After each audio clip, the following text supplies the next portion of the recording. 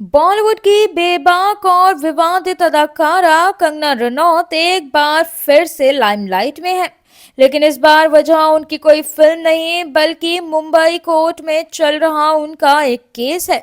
दरअसल कंगना रनौत को मशहूर गीतकार और लेखक जावेद अख्तर द्वारा दायर मानहानि केस में पेश होना था, लेकिन वो कोर्ट में हाजिर ही नहीं हुई। अब उनकी लगातार अनुपस्थिति से नाराज होकर मुंबई कोर्ट ने अब कड़ा रुख अपना लिया है। जी हां, कंगना रनौत की तरफ से उनके वकील रिजवान सिद्दीकी ने कोर्ट में सफाई दी कि कंगना इस वक्त संसद सत्र में बिजी हैं, इसलिए वो पेश नहीं हो पाए। लेकिन कोर्ट इस तर्क से ज्यादा संतुष्ट नहीं हुआ और कोर्ट ने साफ शब्दों में कहा कि कंगना को बार बार पेशी से बचने का कोई बहाना नहीं मिल सकता। अदालत ने चेतावनी दी कि अगली सुनवाई पर अगर कंगना हाजिर नहीं हुई तो उनके खिलाफ एक गैर जमानती वारंट जारी कर दिया जाएगा। जी हां, कोर्ट ने यह भी याद दिलाया कि कंगना अब तक इस केस में 40 से ज्यादा डेट्स मिस कर चुकी हैं, जिसे नजरअंदाज नहीं किया जा सकता। वहीं अब ये देखना दिलचस्प होगा कि क्या कंगना अगली बार कोर्ट में हाजिर होती हैं या फिर उन्हें इस मामले में और भी बड़ी मुश्किलों का सामना करना होगा। वहीं अगर आप सोच रहे हैं कि आखिर जावेद अख्तर और कंगना रनौत के बीच ये विवाद क्या था, तो हम आपको पूरी बात बताते हैं। आपको ये कहानी जानने के लिए थोड़ा पीछे चलना होगा। बता दें कि ये मामला तब उठा था जब कंगना ने सुशांत सिंह राजपूत की मौत के बाद एक बड़ा दावा किया था। दरअसल उन्होंने कहा था कि जावेद अख्तर ने उन्हें धमकी दी थी। कंगना के मुताबिक जब उनका और ऋतिक रोशन का विवाद चल रहा था, तब जावेद अख्तर ने उन्हें अपने घर बुलाया था और कहा कि अगर तुम ऋतिक से माफी नहीं मांगते और विवाद खत्म नहीं करती तो तुम्हें सुसाइड करना पड़ेगा। बस इसी बयान ने हंगामा मचा दिया। जावेद अख्तर ने इसे अपनी छवि पर हमला बताया और कंगना के खिलाफ मानहानि का मुकदमा ठोक दिया।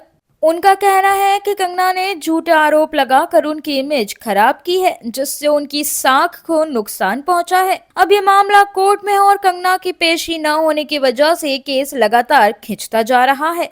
बता दें कि कंगना रनौत सिर्फ अपनी एक्टिंग के लिए नहीं बल्कि अपने बेबाक बयानों और विवादों के लिए भी काफी पॉपुलर हैं। एक तरफ उन्होंने बॉलीवुड में अपनी मेहनत के दम पर पहचान बनाई है, तो दूसरी ओर वो अपने झगड़ों और रिश्तों को लेकर भी सुर्खियों में रहती हैं। उनका नाम कभी ऋतिक रोशन से जोड़ा जाता है तो कभी शाहिद कपूर के साथ लिंकअप की खबरें कहा जाता है।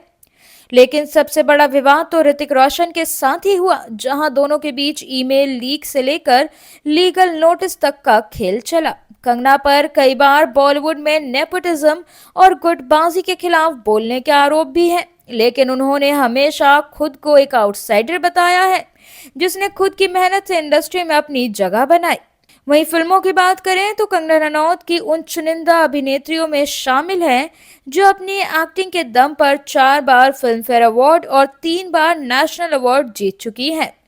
क्वीन, तनु वेड्स मनु और मणिकर्णिका जैसी फिल्मों में उनका शानदार अभिनय देखने लायक था।